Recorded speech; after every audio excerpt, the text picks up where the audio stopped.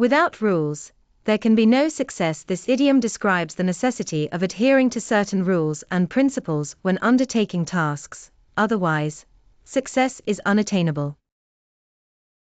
Its origins can be traced back to a passage in the book Mencius, specifically in the chapter, Li Lu Zhong, Part 1. In this story, Mencius said, "The keen-sightedness of Li Lu and the skillfulness of Gong Shu, without using a compass, cannot make squares or circles accurately." This story illustrates the importance of following specific rules and guidelines to achieve success in tasks or endeavors.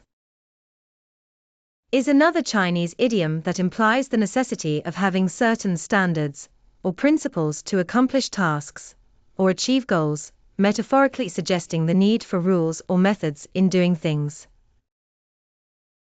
This phrase originates from a chapter in the Analects of Confucius, called Zilu, highlighting Confucius's emphasis on etiquette and morality.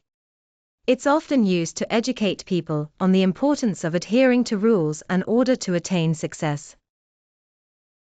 Thinking of one's family twice as much on festive days. The phrase originates from the poem, "Recalling My Brothers on the 9th Day of the 9th Month," by the Tang Dynasty poet Wang Wei. It expresses the heightened longing for one's family members whenever festivals or holidays come around.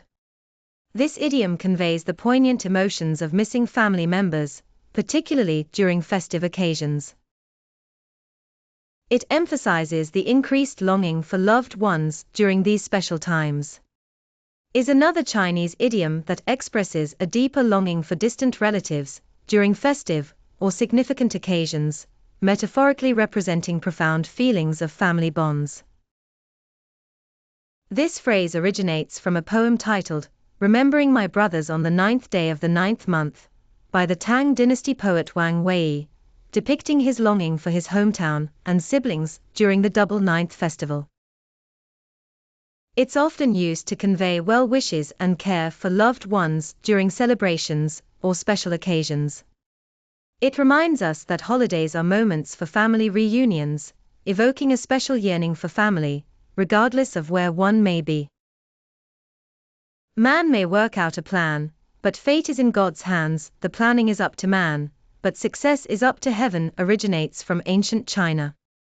Legend has it that during the Warring States period, a man named Tianji from the Qi state participated in a horse race.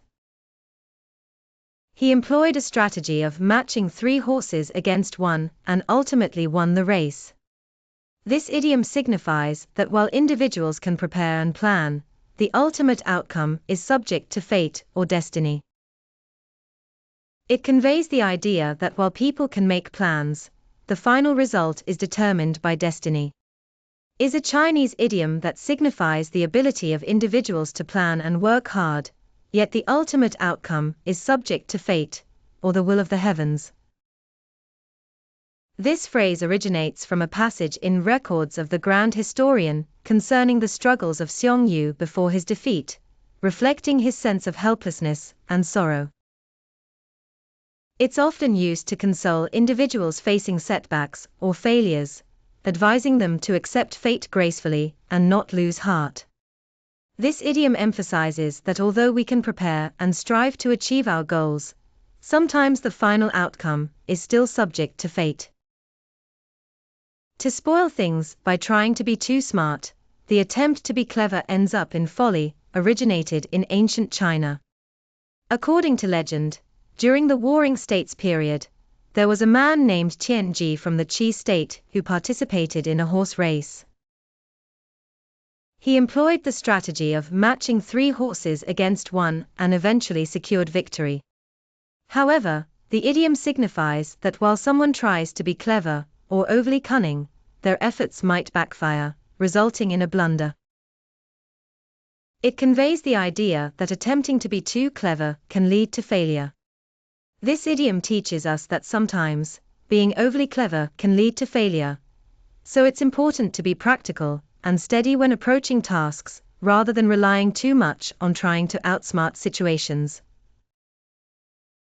Is a Chinese idiom that implies attempting to cleverly achieve a goal through ingenious means, but ultimately resulting in the opposite effect, likened to one's cleverness backfiring.